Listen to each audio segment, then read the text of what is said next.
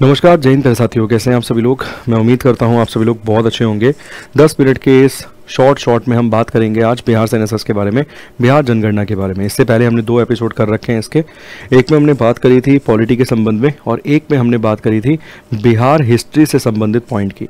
वहाँ पर बहुत अच्छा रिस्पॉन्स आप लोगों का आया है, तो उसी के चलते इस श्रृंखला को आगे बढ़ाने का हमारा प्लान है।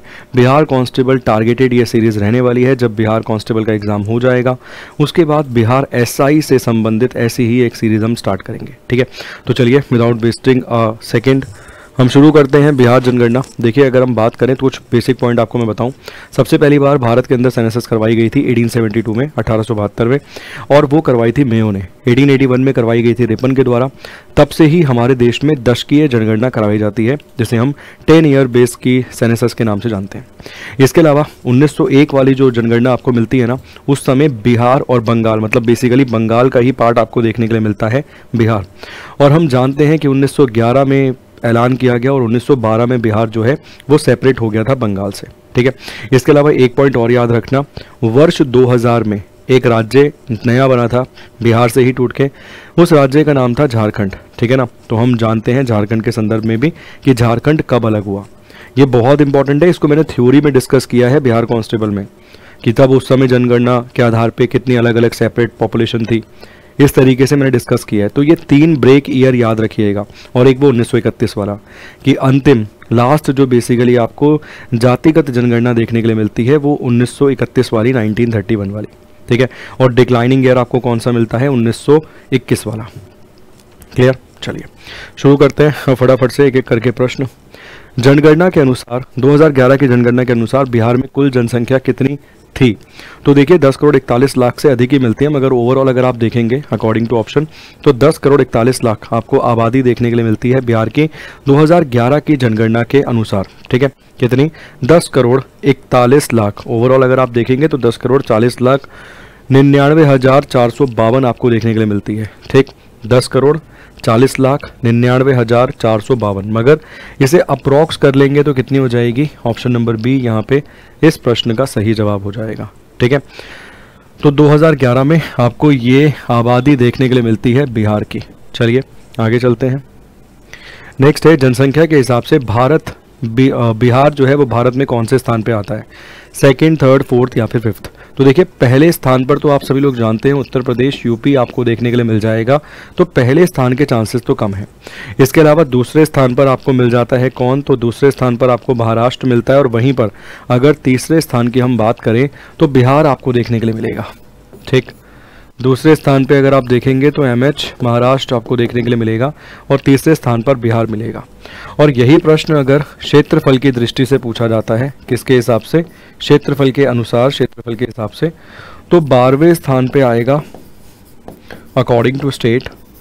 राज्य की दृष्टि से 12वें स्थान पे है, और 13वें स्थान पर आता है जब राज्य और केंद्र शासित प्रदेश, मतलब स्टेट और यूटीज, स्टेट और यूटीज जब साथ में रखे जाते हैं तो ये 13वें स्थान पे आता है। प्रश्न का उत्तर क्या है? Option number B is a correct answer. Third इस सवाल का सही जवाब है, तीसरा इस प्रश्न का सही उत्तर है। नेक्स्ट है जनगणना 2011 के अनुसार बिहार का लिंग अनुपात 1000 पुरुषों पर कितनी महिलाएं आपको देखने के लिए मिलती हैं? तो 918, 918 यहाँ पर इस सवाल का सही जवाब होगा। ठीक है, एक समय 1901 उठाकर अगर आप देखेंगे ना तो महिलाओं की संख्या ज़्यादा थी पुरुष की तुलना में।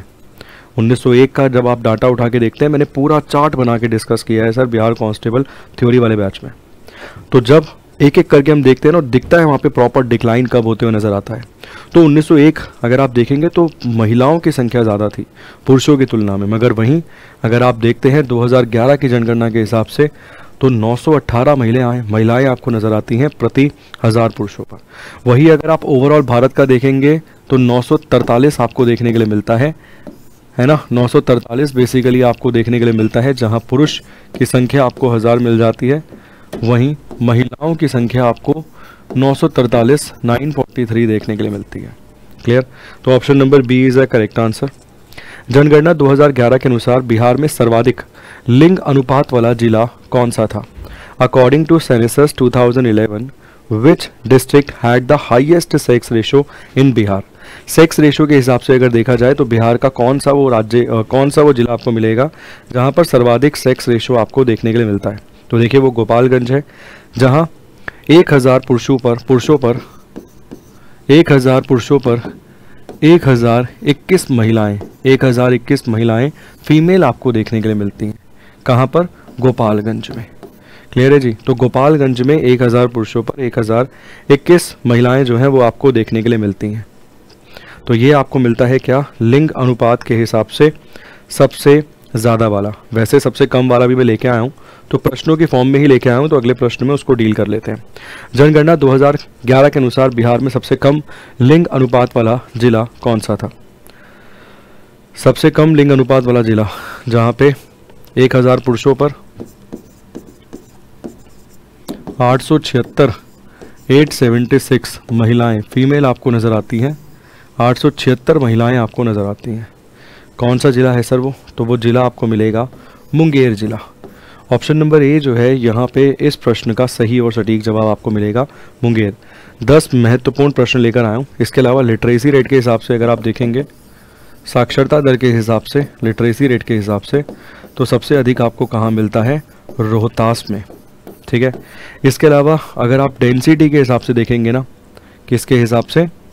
बिहार का स्थान भारत में बिहार का स्थान घनत्व के हिसाब से, घनत्व के आधार पे, जनसंख्या घनत्व के आधार पे, तो वो क्या मिलता है? वो प्रथम मिलता है, फर्स्ट पे आता है बिहार। 1006 घनत्व आपको देखने के लिए मिलता है प्रति 1 किलोमीटर में। चलिए जी, इसके अलावा आगे अगर हम देखेंगे तो 2011 के अनुसार बिहार की कुल साक्षरता दर आपको कितनी मिलती है? 61.680, ऐसा आप बताते हैं। ठीक, कितनी मिलती है? 61.680 यहाँ पर आपको देखने के लिए मिल जाएगा लिटरेसी रेट। ठीक, नेक्स्ट देखिए, अगला है जनगणना के अनुसार बिहार में सर्वाधिक साक्षरता दर कौन जिले का है?